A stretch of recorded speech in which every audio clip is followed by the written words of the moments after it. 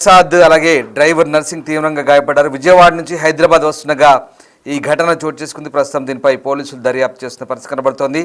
ఇక ఈ ప్రమాదానికి సంబంధించి నిద్రమత్తే ప్రధాన కారణంగా తెలుస్తుంది. చనిపోయిన ఇద్దరు పోలీసు ఉన్నతాధికారులు కూడా ఏపీ ఇంటెలిజెన్స్ అండ్ సెక్యూరిటీ వింగ్లో డిఎస్పీలుగా పనిచేస్తున్నట్టుగా చెప్తున్నారు. సరిగ్గా హైదరాబాద్ వస్తుండగా ఈ ఘటన చోటు చేసుకుంది. యాక్సిడెంట్కు డ్రైవర్ నిద్రమత్తే కారణంగా తెలుస్తుంది. ఘటనపై పోలీసులు ప్రస్తుతం విచారణ చేపట్టారు. ఇటీవలి కాలంలో తెలంగాణలో రోడ్డు ప్రమాదాలు పెరుగుతున్న నేపథ్యంలో తాజాగా జరిగిన ఈ ఘటన ఒక్కసారిగా కలకలం రేపుతోంది. పోలీస్ డిపార్ట్మెంట్లో ఉన్నతాధికారులు మృత్యువాత పడడంతో ఒక్కసారిగా ఏపీ పోలీస్ డిపార్ట్మెంట్ విషణ వదనాలతో ఉంది. ప్రస్తుతం మా కొలీగ్ సురేష్ జాయిన్ అవుతున్నారు స్పాట్ నుంచి. సురేష్, ఒకసారిగా ఖైతాపురం దగ్గర జరిగిన ఈ ఘోర ప్రమాదంలో ఇద్దరు పోలీసు ఉన్నతాధికారులను కోల్పోయిన పరిస్థితి, అలాగే మరొక ఏఎస్పీ కూడా తీవ్రంగా గాయపడి క్రిటికల్ కండిషన్లో ఉన్నట్టుగా తెలుస్తుంది. సో ప్రస్తుతం పోలీసులు ఏం చెప్తున్నారు? ఆ గాయపడ్డ ఏఎస్పీ పరిస్థితి ఎట్లా ఉంది? అలాగే అసలు ఈ యాక్సిడెంట్ ఎలా జరిగింది? అసలు దీన్ని ఏ రకంగా ప్రాథమిక కారణాన్ని నిర్ధారించారు పోలీసులు? నిద్రమత్తే కారణమా లేక వేరే ఏదైనా రీజన్ ఉంటుందా? మీకు స్పాట్లో మీ అబ్జర్వేషన్లో ఏం తేలింది? పోలీసులు ఏం చెప్తున్నారు? 4 గంటలకి రోడ్డు ప్రమాదం చోటు చేసుకుంది. విజయవాడ నుండి హైదరాబాద్ వస్తుండగా ఈ ప్రమాదం జరిగింది. ఖైతాపురం డివైడర్ వద్ద ఒక్కసారిగా విజయవాడ నుండి ఇటు హైదరాబాద్ వచ్చే వైపు డివైడర్ ఎక్కేసి రోడ్డు వైపు ఇవతల వైపు వెహికల్ రావడంతో ఎదురుగా వస్తున్న లారీని ఢీకొట్టడంతో ఆ స్పాట్లోనే ఇద్దరు డిఎస్పీలు చనిపోవడం జరిగింది. ఒక అడిషనల్ ఎస్పీ తీవ్రంగా గాయపడ్డాడు, డ్రైవర్ కూడా గాయపడ్డాడు. వీరిద్దరిని కూడా కామ్నీ హాస్పిటల్కి తరలించి అక్కడ చికిత్స అందిస్తున్నారు. మనం చూడొచ్చు ఏపీ పోలీస్ డిపార్ట్మెంట్ చెందిన వెహికల్ ఇది. ఇంటెలిజెన్స్లో పనిచేస్తున్నారు. ఫ్యామిలీ హైదరాబాద్లో ఉండడంతో ఎవ్రీ వీకెండ్ హైదరాబాద్ వచ్చి వెళ్తూ ఉంటారు. ముందు భాగం అంతా కూడా నుజ్జుగా మారిపోయిన పరిస్థితి. లోపల హెయిర్ బ్యాగ్స్ కూడా ఓపెన్ అయ్యాయి. సీట్ బెల్ట్ పెట్టుకునే ప్రయాణం చేస్తున్నారు. మనం చూడొచ్చు ఈ సీట్ బెల్ట్ కూడా తీసి ఇక్కడ ఉన్నటువంటి డిఎస్పీని బయటికి తీసిన పరిస్థితి కనబడుతుంది. లోపల ఎయిర్ బ్యాగ్స్ కూడా ఓపెన్ అయ్యాయి. కానీ ప్రమాద తీవ్రత ఎదురుగా లారీ వచ్చి ఢీకొట్టడంతో లోపల తీవ్రత పెరిగింది. లోపల ఉన్న ఇద్దరు డిఎస్పీలు కూడా స్పాట్లోనే చనిపోవడం జరిగింది. అడిషనల్ ఎస్పీ డ్రైవర్ తీవ్ర గాయాలు కావడంతో వారిని కామినేని హాస్పిటల్ ఎల్బీ నగర్కి తరలించి చికిత్స అందిస్తున్నారు. ఇంటెలిజెన్స్లో చక్రధర్, అదేవిధంగా మిగతా డిఎస్పీ, అదేవిధంగా అడిషనల్ ఎస్పీ కూడా పనిచేస్తున్నారు. చక్రధర్ చాలా షార్ప్ షూటర్ కూడా ఉన్నాడు. హైదరాబాద్లో పనిచేసిన సమయంలో ఆయనకి చాలా మంచి పేరు ఉందని చెప్పేసి కూడా ఆయన బ్యాచ్మెంట్లు ఇక్కడికి వచ్చి చెప్తూ ఉన్నటువంటి పరిస్థితి. చాలామంది పోలీస్ అధికారులు కూడా అంటే నిద్రమత్తులో ఇక్కడికి రోడ్డు ప్రమాదం జరిగినట్టు తెలుస్తుంది. చాలామంది వస్తున్నారు. ఒకసారి మాట్లాడదామా? ఆయన చక్రధర్ కానీ మిగతా బ్యాచ్మెంట్ డిఎస్పీలు ఉన్నారు. ఒకసారి చెప్పండి సార్, ఎట్లా మీతో ఉన్న అనుబంధం ఏంది వాళ్ళకి? అసలు మీతో పాటు ఎట్లుండే వాళ్ళని? చక్రధర్ అండ్ శాంతారాం ఇరువురు కూడా హైదరాబాద్ సిటీ పోలీసులో చాలా సంవత్సరాలు సిటీ సెక్యూరిటీలో పనిచేశారు. ఇరువురు కూడా బీడీ టీమ్ ఎక్స్పర్ట్స్. జరగడం చాలా దురదృష్టకరం. చక్రధర్ అయితే చిన్న పిల్లలు ఇరువురు కూడా, వాళ్ళ అమ్మాయి రెండో అమ్మాయి ఫస్ట్ క్లాస్ చదువుతుంది. ఇక్కడికి వచ్చినప్పుడు ప్రతి ఆదివారం కూడా మాకు కలుస్తుండేవాళ్ళు. ఆంధ్ర నుంచి వచ్చినప్పుడు, హైదరాబాద్ వచ్చినప్పుడు కూడా చాలాసార్లు కలుస్తున్నటువంటి జరగడం చాలా దురదృష్టకరమైనది. చక్రధర్ చాలా షార్ప్ షూటర్ కూడా అని చెప్తున్నారు. ఫైరింగ్లో చాలా నైపుణ్యం ఉన్న అధికారి అంటున్నారు కదా. వీళ్ళు ఇరువురు కూడా చాలాసార్లు డ్యూటీ మీట్లో పాల్గొని పథకాలు సాధించడం జరిగింది. ఇరువురు కూడా యాంటీ బాంబు స్క్వాడ్లో ఎక్స్పర్ట్స్. ఇరువురు కూడా చార్మినార్లో ఒక బాంబుని నిర్వీర్యం చేశాడు చక్రధర్ గతంలో అని చెప్తున్నారు. అప్పుడు అయితే చక్రధర్ కానీ మిగతా అధికారులు నలుగురు కూడా మొత్తం వెహికల్లో వస్తున్నారు. ఒకసారి విజయవాడ హైవేని పరిశీలిస్తే ఇటు విజయవాడ నుండి హైదరాబాద్కు వచ్చే రహదారి ఇది. ఇక్కడ ఖైతాపురం స్టేజీ వద్ద ఇక్కడ పూర్తిగా ఏదైతే మనం చూస్తున్నటువంటి డివైడర్ ఉందో ఆ డివైడర్కి ఇక్కడ ఒక కర్వ్ ఉంది. ఎందుకంటే హైదరాబాద్కి వచ్చే విజయవాడ వెహికల్స్ అన్నీ కూడా నేను ఒకసారి మధ్యలోకి వెళ్ళి చూపించే ప్రయత్నం చేస్తాను మీకు. రోడ్డు మీద రద్దీ ఎక్కువ ఉంది. నిన్న తరచూ ఇక్కడ రోడ్డు ప్రమాదాలు జరుగుతాయని చెప్పేసి కూడా చాలామంది స్థానికులు చెప్తున్నారు.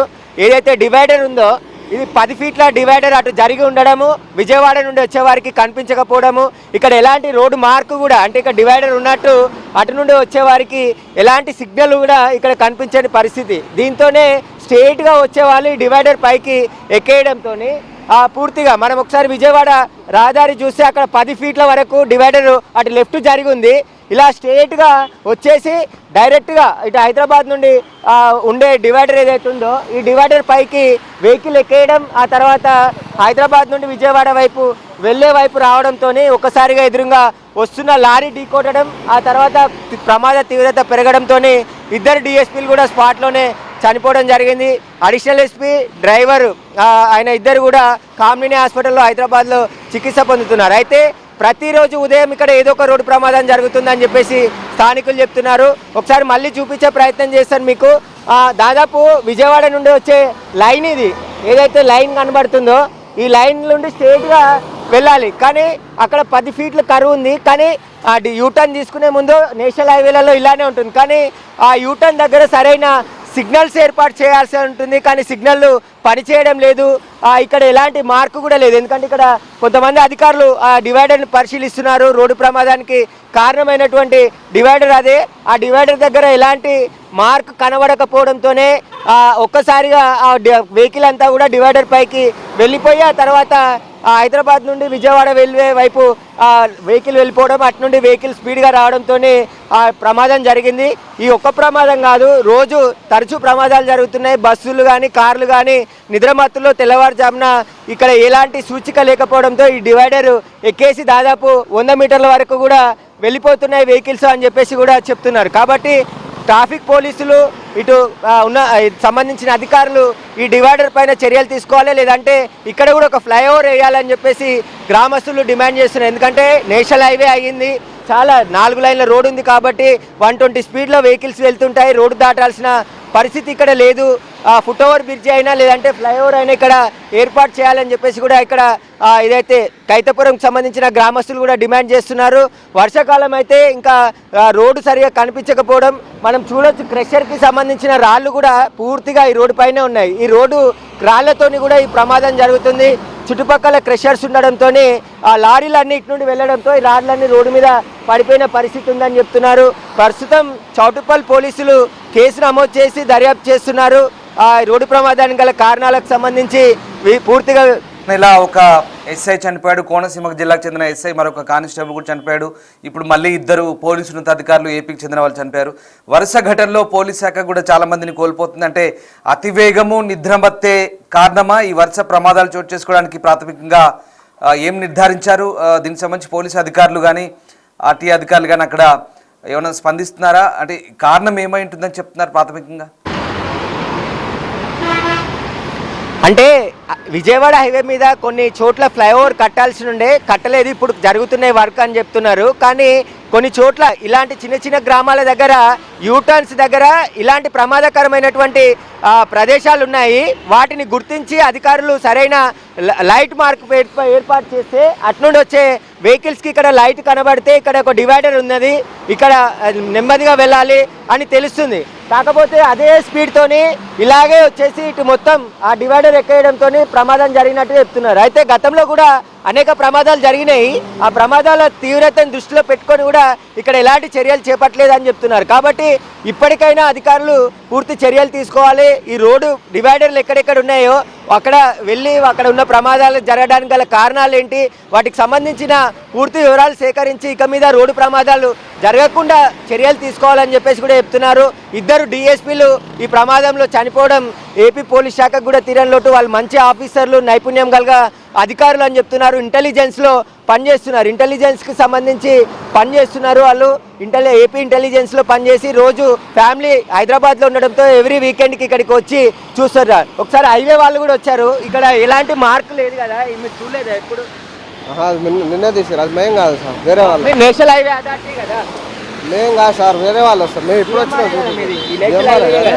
అది ఇప్పుడు తెస్తారు. ఇక్కడ ఏం లేదు కదా అసలు, ఎప్పుడో ప్రమాదాలు జరుగుతాయి అంటున్నారు. మనము హైవే వాళ్ళు వచ్చారు ఒకసారి, ఇది నేషనల్ హైవేకి సంబంధించి ఇక్కడ ప్రమాద సూచికలు లేవు, ఇప్పుడు తీసుకొని వచ్చి పెడుతున్నామని చెప్పేసి కూడా చెప్తున్నారు. ఎమర్జెన్సీ నేషనల్ హైవేకి సంబంధించిన వెహికల్ వచ్చింది.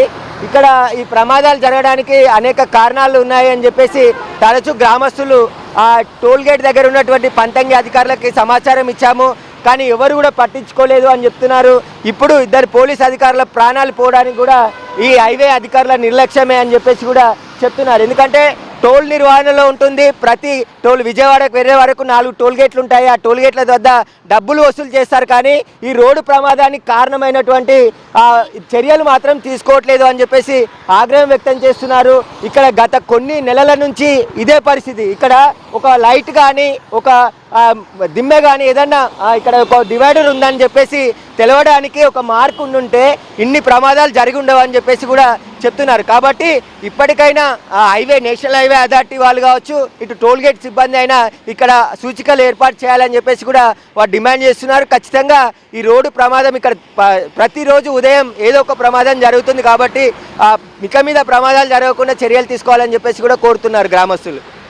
Thanks for the update Sagar. మొత్తం మీద ఈ ఘటనతో ఒక్కసారిగా పోలీస్ డిపార్ట్మెంట్లో విషన్న వదనాలు నెలకొన్నాయి. మంత్రి అనగాని సత్యప్రసాద్ కూడా ప్రస్తుతం ఈ ఘటనపై దిగ్భ్రాంతి వ్యక్తం చేశారు. పోలీస్ కుటుంబాలకు సానుభూతి ప్రకటించారు. మా కొలీగ్ సురేష్ ఇప్పటిదాకా ప్రమాదం జరిగిన తీరును వివరించారు. ఎస్, ఒకసారి ఆ ప్రమాద ఘటనకు సంబంధించిన దృశ్యాలు మనం చూస్తున్నాం. Disturbing content on big TV screen. Scorpio పూర్తిగా దెబ్బతింది. ఖైతాపూర్ వద్ద జరిగిన ఈ ఘటనతో ఒకసారిగా 2 పోలీసు ఉన్నతాధికారులు స్పాట్లోనే చనిపోయారు. అలాగే మరొక పోలీసు ఉన్నతాధికారి ప్రస్తుతం గాయపడి విషమ పరిస్థితిలో ఉన్నట్టుగా తెలుస్తోంది. ఇక ఈ ఘటనకు సంబంధించి పోలీసులు దర్యాప్తు ప్రారంభించారు. ఆ స్కార్పియో వాహనము సడన్గా బ్రేక్ కొట్టడము, ఎదురుగా ఉన్న వాహనాన్ని తప్పించబోయి డివైడర్ ఎక్కి పైన ఉన్నటువంటి డివైడర్ ఎక్కి అటువైపు వేరే వైపుకు స్కార్పియో మలగడము, తిరిగి అది విజయవాడ వైపు వెళ్తున్న మరొక లారీని ఢీకొట్టడంతో ఈ ఘటన చోటు చేసుకుంది. వాస్తవంగా వీళ్ళు విజయవాడ నుంచి హైదరాబాద్ వస్తున్నారు. ఇందులో 3 అడిషనల్ ఎస్పీ క్యాడర్ ఉన్నారు. అంటే 2 డిఎస్పీలు, ఒక ఏఎస్పీ ఉన్నారు. సో ఆ 2 డిఎస్పీలు కూడా మృత్యువాత పడ్డారు. గతంలో వాళ్ళు హైదరాబాద్లో కూడా పనిచేసినట్టుగా తెలుస్తోంది. చక్రధర్ కావచ్చు, అలాగే మరొక డిఎస్పీ కూడా ఉన్నారు.